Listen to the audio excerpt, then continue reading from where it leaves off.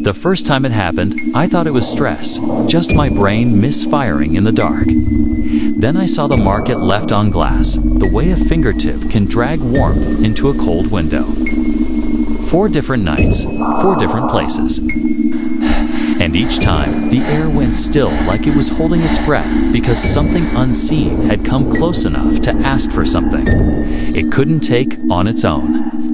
If you enjoy true horror stories whispered from the dark, don't forget to subscribe, if you dare. Welcome to Mr. BlackWhisper. I worked nights at a small private clinic that used to be a convent. The newer wings smelled like disinfectant and citrus wipes. The older wings smelled like damp plaster and old wood that had been sealed over too many times. There was a hallway in that older wing the staff avoided, not because it was haunted in the obvious way, but because it felt neglected by time, like the building had decided to forget it existed. Room 12 sat at the end of that hallway. It wasn't marked on the modern maps. The door still had a brass plate with scratches where letters used to be, the outline of a name polished away by fingers that had touched it for years. The room wasn't used for patients. Officially, it was storage, but nothing was ever stored there. It remained empty, neat, wrong. My job was simple: patrol, paperwork, keep the place quiet. But quiet is a strange thing in a building that holds sick people. Quiet can mean rest, or it can mean something listening. The first time I heard it, I was doing rounds near the stairwell. A soft tapping, like knuckles on wood. 3 taps. Pause. 3 taps again. It came from the end of the hallway. The clinic had old pipes that made noises. Yes. But this wasn't metal. It was deliberate. I walked down, my shoes muffled on the vinyl. The lights overhead flickered in that way fluorescent bulbs do when they're tired. Every door was closed. Every patient room had a number, a modern plaque, a little printed sheet of names. Room 12 had nothing. The tapping came again. 3 knocks, spaced evenly. It wasn't from inside the room. It sounded like it was coming from the door itself, if the door was knocking back at the hallway. I stood there a long moment, hand hovering near the handle, telling myself I was being ridiculous. I pressed my palm against the wood. It was cold, not just cool cold, like the back of a freezer. And then, under my hand, I felt a vibration, a faint tremor, like a held-in sob. I pulled my hand away. The hallway smelled different now, a thin, sour odor like wet paper left too long in a bin. The air had that pressured feeling you get before a storm. My ears rang, just slightly, as if a sound existed that I couldn't fully hear. The door handle turned on its own. Not fast, not dramatic, just enough to make the latch click. I didn't open it. I didn't even breathe. I watched the seam between the door and the frame, expecting it to swing. Instead, something slid into that seam from the inside, something pale, the width of a finger. It wasn't a hand. It was too smooth, too flat, like a strip of skin pressed into a crack. It paused, as if feeling the air. Then it tapped. 3 gentle taps against the doorframe from the inside. I backed up without looking away. That's when I saw the sign on the floor. A piece of paper I hadn't noticed before, folded cleanly, placed right against the threshold. It hadn't been there when I walked down. The hallway lights were steady now, almost too steady, like the building was pretending nothing had happened. I stared at the paper until my eyes watered. The rational part of me whispered that someone was messing with me. A nurse, a prank, a patient wandering. But my body knew better. My skin tightened, my throat went dry, and my pulse moved into my fingertips. I crouched, kept my weight back, and reached with 2 fingers to pick it up. The paper was warm, not freshly warm, body warm. I unfolded it. There was one line, written in a thin, careful script, like someone learning to write again. Put it back. I looked at the paper again, as if the words might change. Put what back? The answer arrived as a memory that wasn't mine. A small object taken from a room long ago. Something pocketed absent-mindedly. A souvenir of an old building. A mistake that became a curse because it was never corrected. I remembered suddenly the day I started this job. The security office had old keys in a drawer, a box of junk left behind by previous staff. In that box, there was a rosary black beads, worn smooth, with a small silver cross. I had taken it, not out of malice, but because it felt like it belonged to no one. I kept it in my car, in the cup holder, like a charm. My hand shook as I stood. The hallway seemed longer now, the air thicker. Behind the door, the strip of pale skin withdrew, soundless. I didn't wait for my shift to end. I walked straight to the parking lot under the harsh sodium lights, sat in my car, and stared at the rosary. The beads looked darker than I remembered, like they'd been dipped in ash. The cross was tarnished. It felt heavy when I picked it up. I drove back around to the service entrance, heart banging, and walked down the old hallway with the rosary in my fist. Room 12 was waiting. The door was slightly ajar. I didn't push it open. I just slid the rosary across the threshold like I was feeding something that didn't deserve to be seen. The beads disappeared into the darkness as if the floor swallowed them. Then the door shut, gently, without a slam. The air pressure eased. The lights resumed their normal flicker. The sour smell faded like it had never been there. I stood there for a long time, breathing shallowly, watching the empty door. As I turned to leave, I saw a new paper on the floor, placed neatly where the first had been. 2 words this time, "Thank you." I told myself that was the end of it. But later, when I checked the security footage, the camera facing that hallway had recorded nothing for 13 minutes, no static. No glitch, just a clean, silent black screen. And in the reflection of my monitor, I saw a fingertip-shaped smear of warmth on the glass, dragging slowly downward. As if something behind me had been practicing how to touch. I used to take late-night deliveries for a pharmacy supplier. It was steady work, the kind you do when you don't want to think too hard about your life. You drive alone. You listen to the engine. You watch the world shrink into a tunnel of headlights. One night, the route took me through a stretch of highway that cut between empty fields and long stands of trees. No houses, no lights. Just dark land and the occasional reflective sign. At 2:17 a.m., my dashboard clock rolled over and my phone lost signal at the same time, right as the temperature gauge on the van dipped lower than it should have. The air inside the cab turned cold enough to sting my nose. I exhaled and saw my breath. I stared at the vents, thinking they'd blown out. But the vents were off. That's when the smell came: burnt sugar and something metallic, like an overheated toaster mixed with pennies. A smell that didn't belong in a moving vehicle. My headlights caught something ahead, a figure on the shoulder, walking with their back to the road. No reflective vest, no phone light, no car pulled over. Just a person, too thin, moving too slowly. I didn't stop. I'd been told not to stop. You see strange things on that highway at night. People on drugs, people baiting you, people desperate. The safest thing was to keep driving. As I passed, I glanced sideways. The figure turned its head toward me, and I realized it wasn't walking. It was standing still. The illusion of movement was something my brain had provided because a person standing on the shoulder at 2 a.m. makes no sense. My mind had tried to make it normal. Its face was pale in the wash of my headlights, eyes dark like empty sockets, mouth slightly open as if it had forgotten how to close. And on its chest, pinned to its shirt like an employee badge, was a crumpled receipt. The receipt fluttered in the wind from my van. When I looked back through the rearview mirror, the figure was gone. My hands tightened on the steering wheel. The breath in the cab thickened. The temperature gauge kept falling. Then, very softly, something in the passenger seat clicked.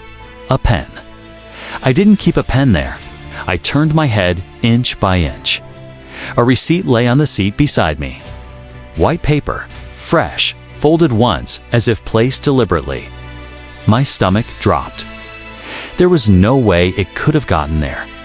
The windows were up, the doors were locked, the cab was sealed. I didn't touch it immediately. I drove with my eyes flicking between the road and that strip of paper, as if looking at it too long would invite it to unfold itself. At the next gas station, one of those lone places with buzzing lights and a bored cashier, I pulled in, parked under the brightest lamp, and snatched the receipt with 2 fingers. It wasn't a real receipt. It was a list. 3 items written in the same careful script I'd seen at the clinic. Return, pay top. Underneath, a time. See 2:17 a.m. and a total, $0. My pulse hammered in my ears. I looked up at the gas station windows. My reflection stared back, pale and panicked. But behind my reflection, in the dark glass, there was another shape standing just a little too close, its head tilted, like it was reading over my shoulder. I spun around. There was no one there. I walked into the station anyway, forced myself to buy something gum, a coffee. I didn't want anything to make it feel like a normal stop. The cashier didn't look up. When I came back out, the van's windshield had a faint smear near the passenger side, like a handprint wiped away before it could fully form. I drove the rest of the route with both hands locked on the wheel. I didn't see the figure again that night, but every night after, at exactly 2:17 a.m., my phone would vibrate once even with no signal, and my dashboard clock would flicker and the air would go cold for 3 breaths. The receipt stayed in my wallet. I didn't throw it away. I couldn't. It felt like holding on to a debt notice. It took me weeks to understand what it meant. Return pay. Stop. The highway had an old history. People used to cross it on foot long before it was paved. There had been accidents, hit and runs, stories told in diner whispers. One night after another, 2:17 cold snap, I pulled over in daylight. Walked the shoulder where I'd seen the figure and searched the grass. I found something small and rusted, half buried in dirt. A metal badge clip, the kind used to pin a tag to a shirt. It wasn't modern. It was old enough that the spring barely worked. I took it home without thinking, put it on my table, stared at it. That night at 2:17, my kitchen light flickered once, and my wallet, sitting on the counter, opened by itself. The receipt slid out and fell to the floor like it had been pushed. I understood then that it wasn't asking for money, it was asking for something to be put back where it belonged. So I drove the next morning to a small roadside memorial I'd never noticed before, a cluster of flowers. Across, a photo weathered to gray. I placed the badge clip there, tucked under the stones like an offering. The cold snap didn't happen that night, but when I checked my wallet in the morning, the receipt had changed. The words were gone. Hospitals at night feel like a world after the world ends. The hallways are wide, too clean, too quiet. The fluorescent lights hum like insects. Every door hides something private, something fragile, something people pray over without saying the word pray.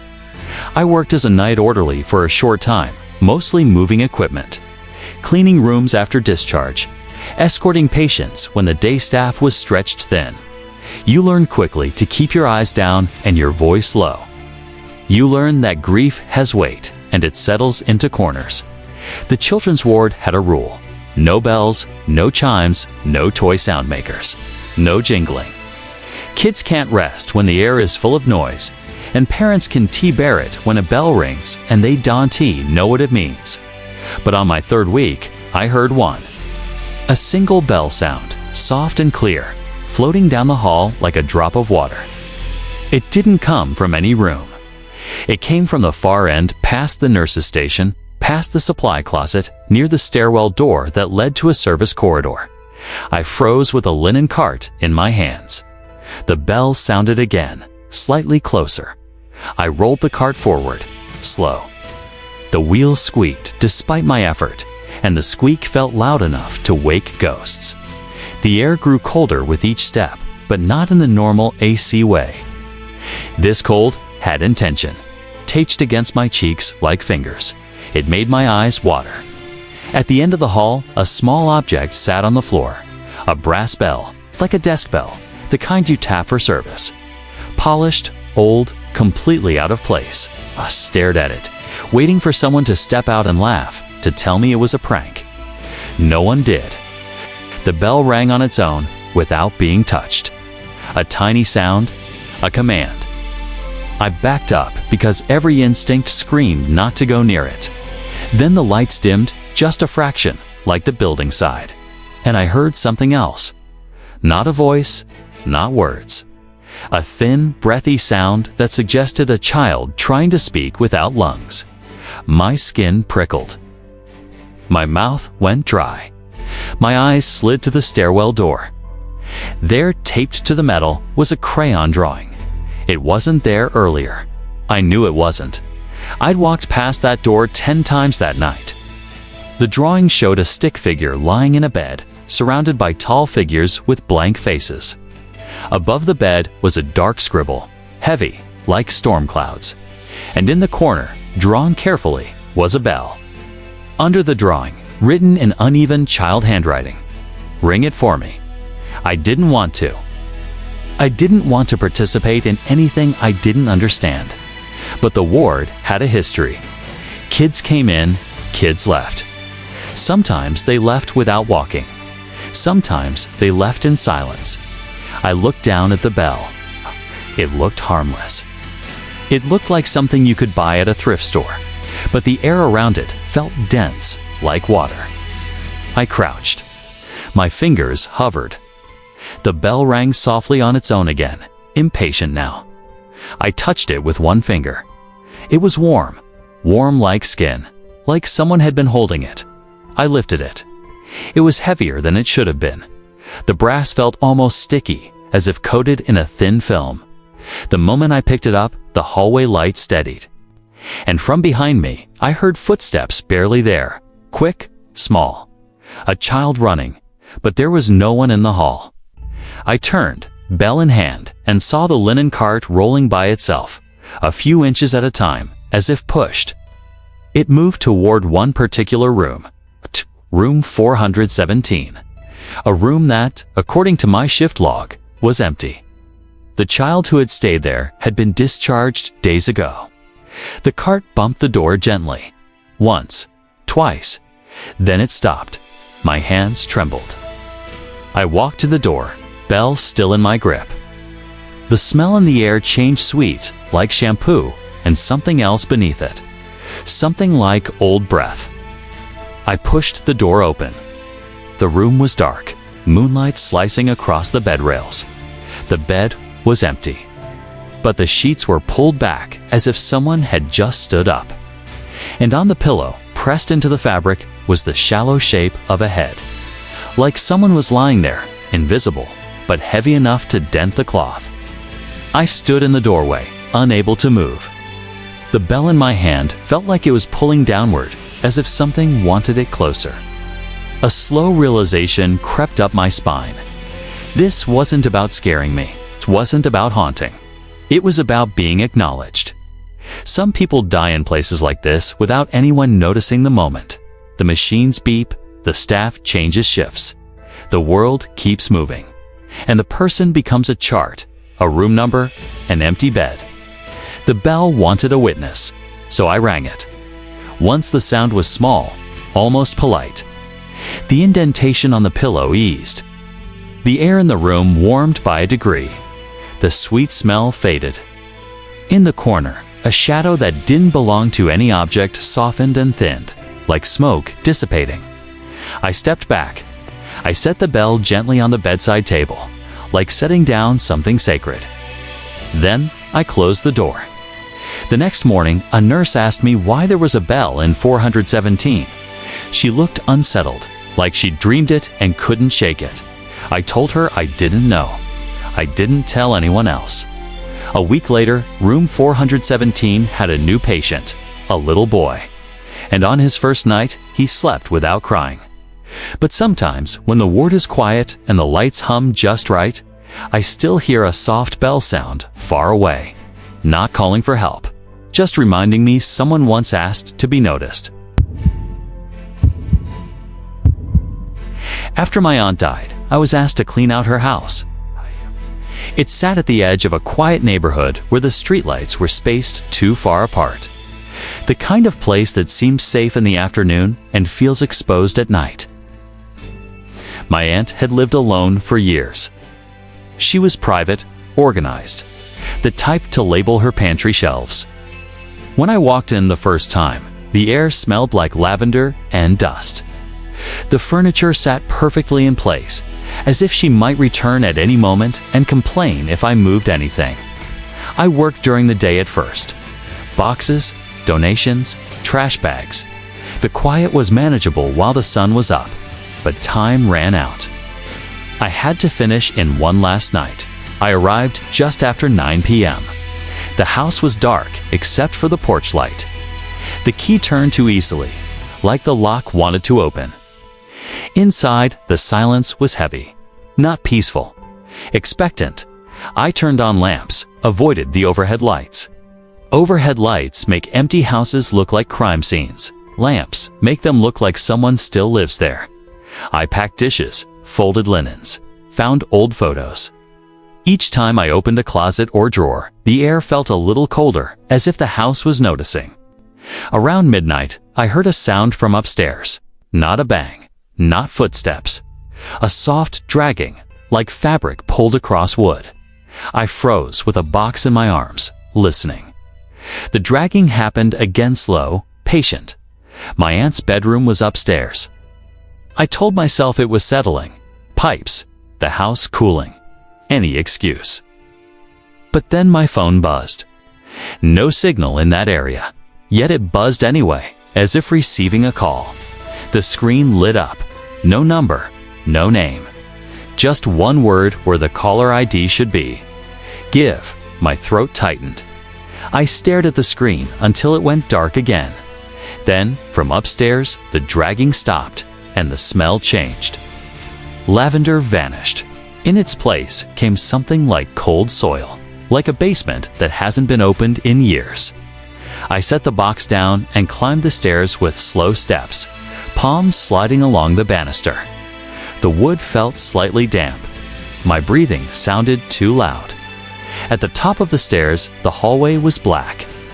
I hadn't turned on any lamps up there. The darkness pooled thickly, swallowing corners. The dragging sound began again, now from behind my aunt's bedroom door. I stood in front of it, hand on the knob, heart tapping against my ribs. I didn't want to open it. I didn't want to see anything that would make me stop believing in normal life. But the knob turned in my hand before I decided. The door drifted open. The room was dim, lit only by a thin line of moonlight through the curtains. The bed was made. The dresser mirror reflected darkness, and on the floor, in the center of the room, lay a small velvet pouch. I recognized it. My aunt used to keep important things in pouches like that. Jewelry, letters, small secrets. I hadn't seen it during the day. I would have noticed. The room had been spotless. I stepped closer.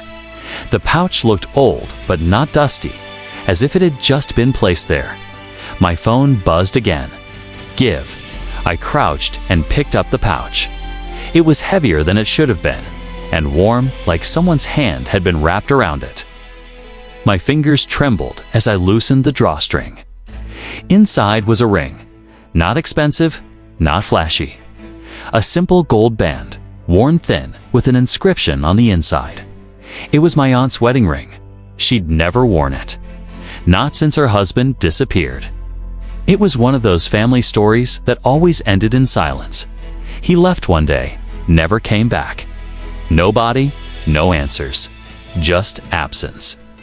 My skin crawled as I held the ring. The air in the room felt charged, like static before a lightning strike. Then the mirror, my aunt's dresser mirror, fogged from the inside, not from my breath. The glass clouded from behind, as if the mirror itself exhaled. A single line appeared, traced through the fog by an unseen finger. Not yours. My stomach turned. I understood then that this wasn't a haunting born of rage. It was a demand born of unfinished ownership. A thing held too long. A thing kept because it was painful, because letting it go meant admitting the story was over. The ring didn't want to sit in a pouch in a dead woman's room. It wanted to return to the one it belonged to. But how do you return something to a man who vanished? The answer came in the form of another memory, a small box in the hall closet. My aunt had shown it to me once, years ago, and told me not to touch it. A box of his things. A few documents, a photograph, a plane ticket stub, a name, and a date. I went to the closet, pulled down the box, and opened it with shaking hands. Inside was a letter I'd never seen, unopened, addressed, stamped. The handwriting looked like my aunt's. The return address was hers, and the destination address was a cemetery. I stared at it until my eyes stung. I didn't know what it meant. Not fully, but the house did. My phone buzzed one last time. Give, so I did. The next morning, in bright daylight, I drove to the cemetery on the letter. It was old, but still legible. I found the grave that led me to a plain stone with my uncle's name, a date of death that didn't match the family story, and no mention of my aunt. I stood there, the ring cold in my palm now, and realized my aunt hadn't been abandoned. She'd been lied to, or she'd lied to herself, or someone had decided the truth was easier buried.